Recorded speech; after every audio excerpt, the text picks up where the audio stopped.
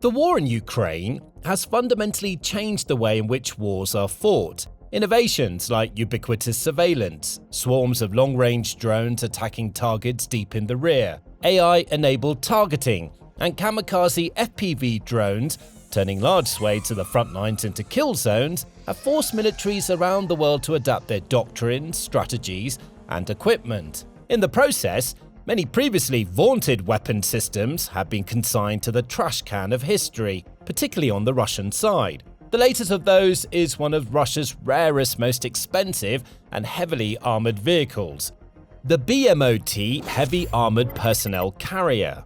According to some reports, Ukraine has caused the extinction of this one-of-a-kind vehicle, much to President Vladimir Putin's chagrin. Here's what makes, or rather made, the BMO-T special, and how Ukraine brought its service to an abrupt end.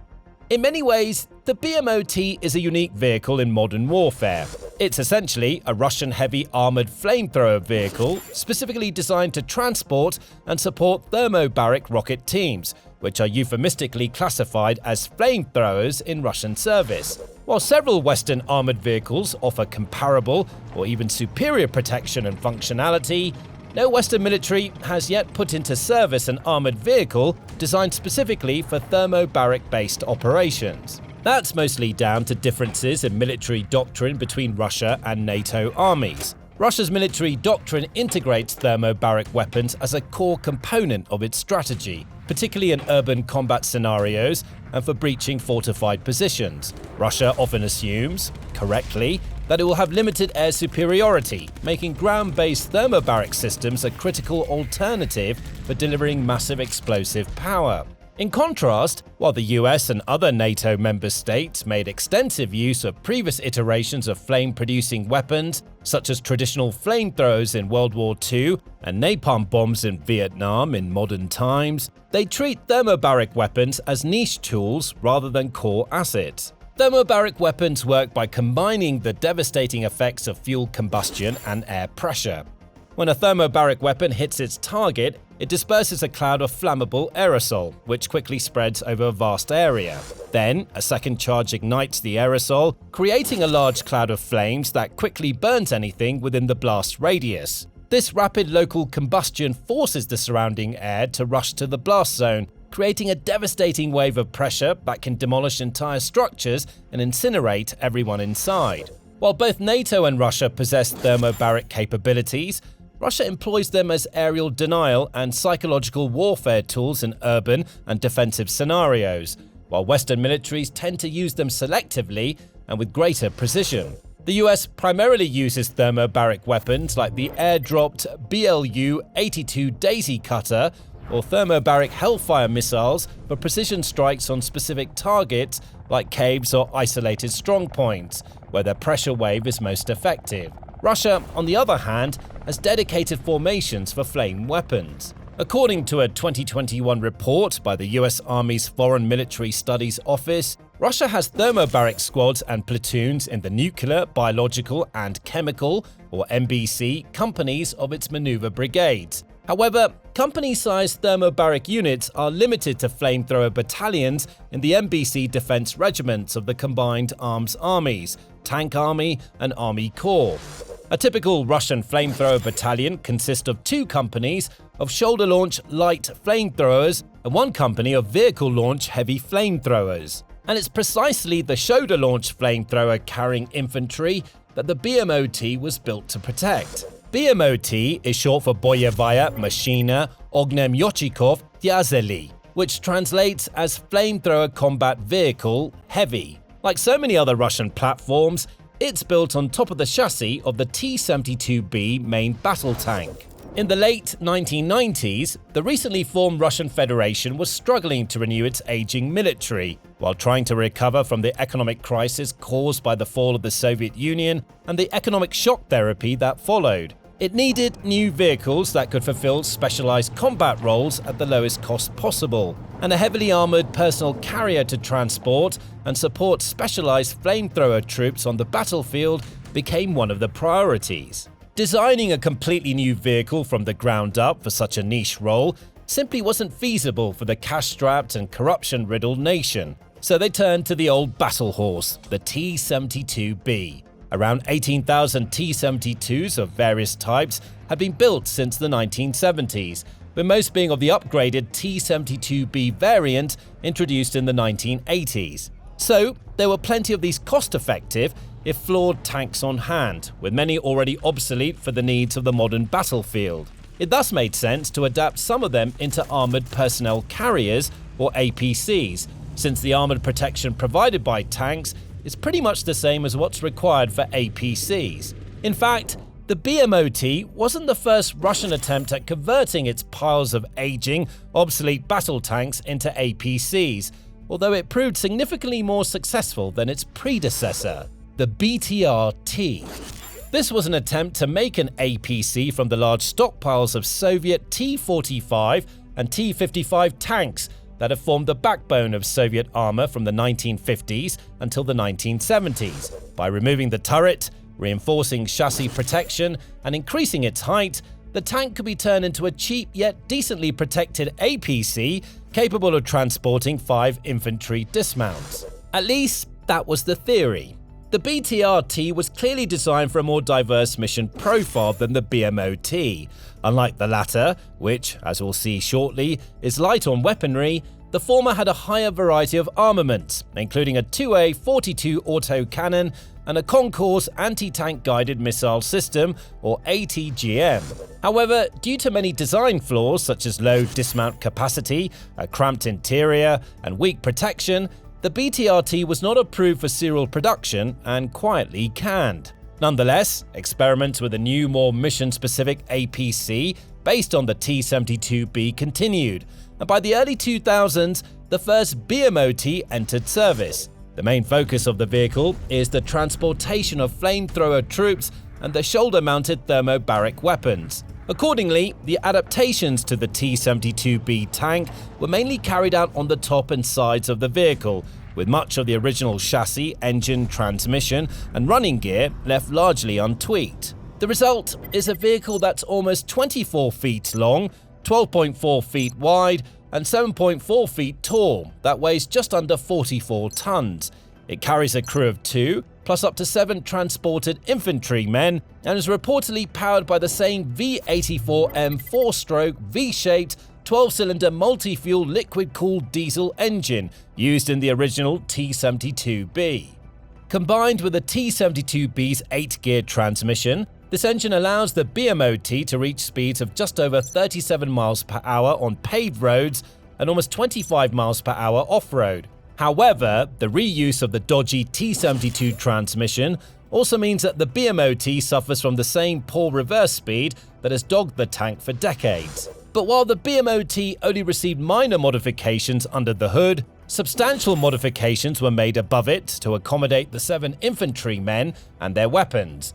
For example, some of the internal components, such as fuel tanks, were shifted to the upper section of the vehicle's sides, between the crew compartment and the side armor.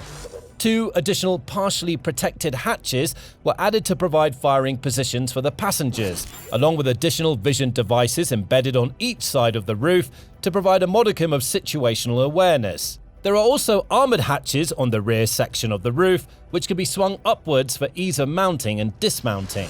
Towards the rear of the vehicle, multiple stowage bins were also mounted on each side of the chassis. In addition to the extra storage they provide, these extra bins also partially offset troop vulnerability while mounting or dismounting.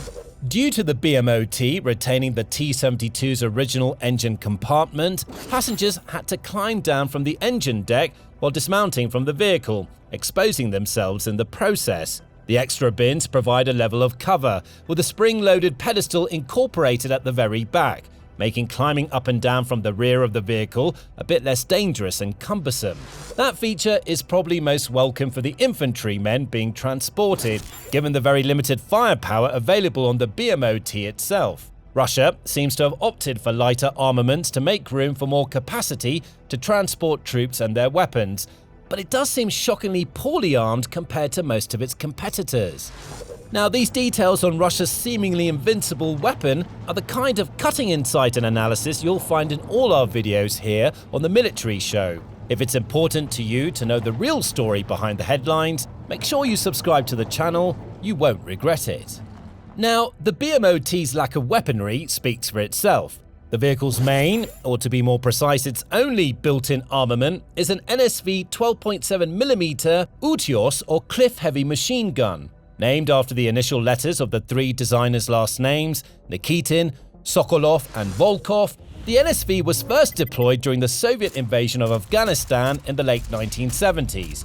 There, it proved to be reasonably reliable and effective against both infantry and lightly armored vehicles due to its ability to fire both armor-piercing and fragmentation rounds. Later, the Russians developed a variant specifically for use on armored vehicles, the NSV-T. This was fitted to pretty much all Soviet main battle tanks, armored personnel carriers, and self-propelled artillery, including the T-72B. So, it made little sense to replace it with something novel on the BMO-T. In the BMO-T, the commander operates the NSV-T by opening his cupola's hatch and standing on the edge of his seat to reach the controls of the machine gun. Hardly an ideal setup. It is possible to rotate the gun independently from the commander's cupola, but the traverse mechanism is manual, meaning it can be a nightmare to operate when the vehicle is on a slope.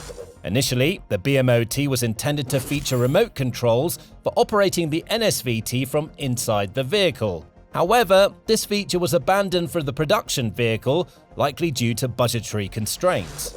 Now, the NSV-T is more or less effective heavy machine gun, capable of firing 700 to 800 rounds per minute at a maximum engagement range of 6,560 feet on the ground and 4,900 feet in the air respectively. But it can't deal with thicker-skinned targets such as heavy APCs, infantry fighting vehicles, or tanks. Besides the shoulder-mounted flamethrowers carried by the infantrymen passengers, the BMO-T doesn't have any other offensive weapons. The addition of the KPV-T 14mm heavy machine gun, 2A42 or 2A72 30mm auto cannons, coaxial automatic grenade launchers, or Concourse anti-tank guided missiles would add weight and complicate the design.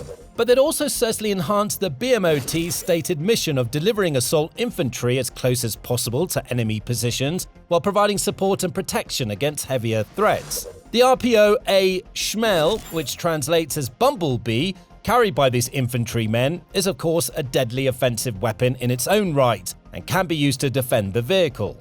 But there are serious limitations. Developed in the 1970s and commissioned in the late 1980s, it's a much lighter, safer, and more effective means of delivering flames to enemy positions than the LPO-50 conventional flamethrowers it replaced. The 93mm caliber weapon delivers a blast radius of 164 feet in open spaces and 262 feet in closed spaces, over an effective range of over 1,300 feet. However, due to the rocket's backblast and the lack of a firing port in the vehicle, it's not possible to fire the RPO from inside the BMO-T without incinerating the crew and passengers in the process. So, the flamethrower troops have to either fully expose themselves by dismounting or partially expose themselves by popping out of the upper hatches to engage targets with their RPO rockets. But while it might be critically light on offensive capabilities, as mentioned at the start of the video, in terms of defensive capabilities,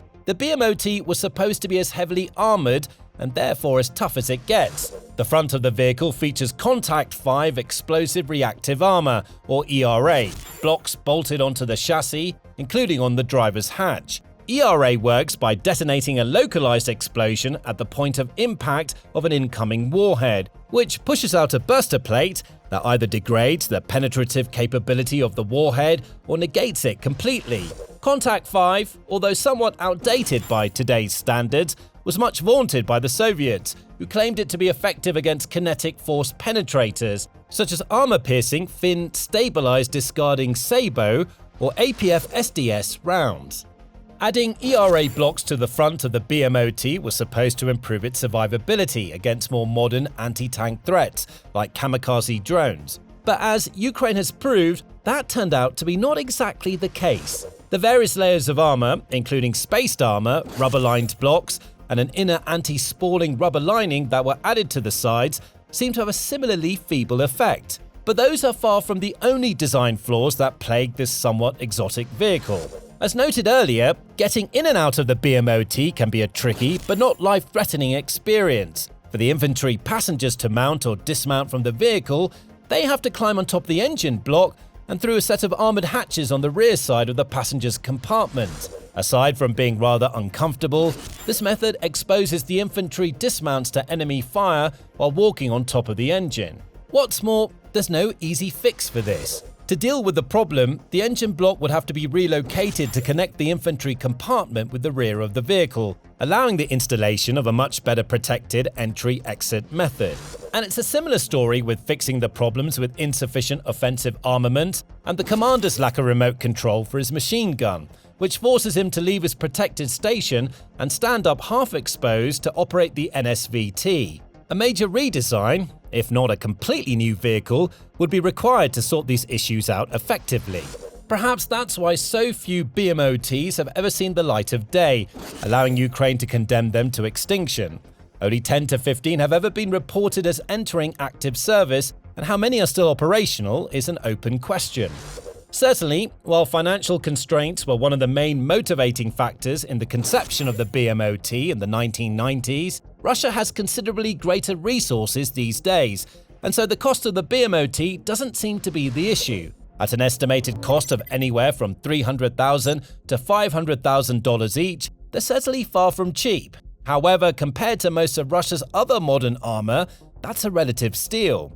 Russia's two main battle tanks in Ukraine, the T-90M Rarest and upgraded T-72B3, cost an estimated $4 to $5 million and $2 to $3 million each, respectively. Its main infantry fighting vehicle, the BMP-3, goes for anywhere between $1 million and $3 million, depending on the variant. And its most modern APCs, the BTR-82A and BTR-90, cost around $1.4 to $1.5 million each. The BMO-T's cost is in the same ballpark as older refurbished vehicles like the BTR-80 and BMP-2, which typically sell for around $400,000 on average. But, like all of the above-mentioned platforms and most of Russia's other military tech, it doesn't matter how much they cost, they still fall victim to modern Ukrainian defenses and particularly to drones. At least 3 BMO-Ts have been confirmed to be destroyed by Ukraine with video and photographic evidence, with at least one more, possibly 2, being captured by Ukrainian forces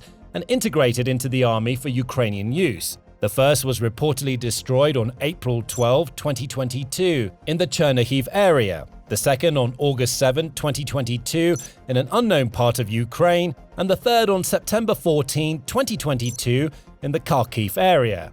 Later, on June 18, 2023, an image emerged of a captured BMO-T being put in Ukrainian service, although it's unclear whether this is one of the previously destroyed vehicles that had been rehabilitated or a freshly captured one. A month later, a video emerged of a BMO-T in Ukrainian service towing a tank, although again it's unclear whether this was the same captured vehicle as in the previous footage or a new one. According to Ukrainian military analyst Alexander Kovalenko, that's the last time the captured BMO-T has appeared in publicly available footage, with unverified information suggesting that at least 2 had been captured and a further 5 destroyed since 2022. According to him, according to available information, these losses mean that Russia only has a maximum of 1 single operating BMO-T left in service, or none left at all.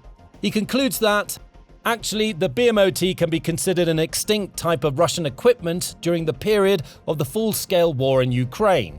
However, following simple arithmetic, it's probably a bit early to come to that conclusion.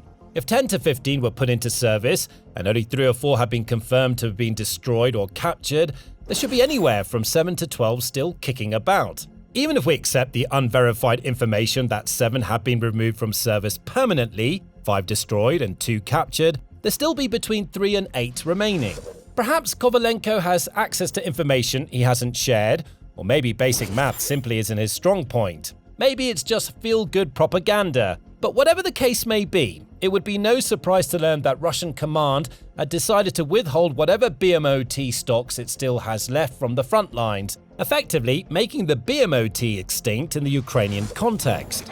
The huge rate of attrition caused by Ukrainian drones and artillery has meant Russia has become much more reticent about committing what remains of its greatly depleted armour stockpiles to battle during the past year, as has Ukraine. Moreover, the main thrust of its thermobaric forces seems to have shifted decisively towards its self-propelled heavy flamethrower systems and away from the shoulder-mounted flamethrower-wielding infantry that the BMO-T was designed to carry. Indeed, Russia has made prodigious use of the TOS-1A Solntsepeyok, which translates as sunburn, and the TOS-2 Tosochka heavy flamethrower vehicles throughout the war to date. The TOS-1A is also a tracked system built on a T-72B chassis and can launch 24 thermobaric rockets at once, with an effective range of around 3.7 miles. The TOS-2 is wheeled based on the Ural 63706 truck with a 6x6 wheel configuration and can fire 18 missiles at once, reportedly with a greater range than the TOS-1A. A new system, the TOS-3 Drakon, was unveiled in 2024 and has potentially also entered service, with the ability to fire up to 15 incendiary or thermobaric missiles at once. Make no mistake, these are fearsome weapons. When the thermobaric munition is detonated, the shockwave travels along the ground, making it impossible to hide from it in a trench or dugout, especially since the temperature at the epicenter of the explosion can reach over 5,400 degrees Fahrenheit. That makes Russian flamethrower systems prime targets for Ukraine, which has had significant success in destroying them. In July 2025, the General Staff of the Armed Forces of Ukraine reported that it had destroyed at least 100 Russian heavy flamethrower systems, including TOS-1A, TOS-2, and the earlier TOS-1 Buratino.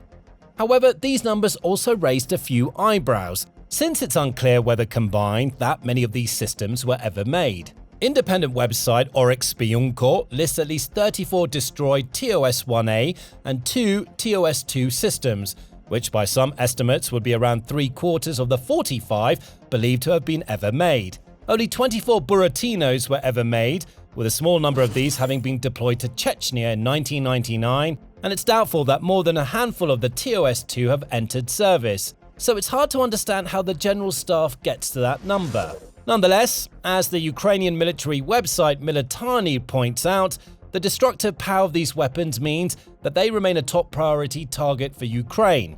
And if Ukraine has actually managed to cause the extinction of one of the main components of Russia's thermobaric forces, the last place you'll hear complaints is in Ukrainian trenches and dugouts across the front lines. Now, we'll keep you updated as more information emerges, so subscribe to the channel so you don't miss out. Thanks for watching.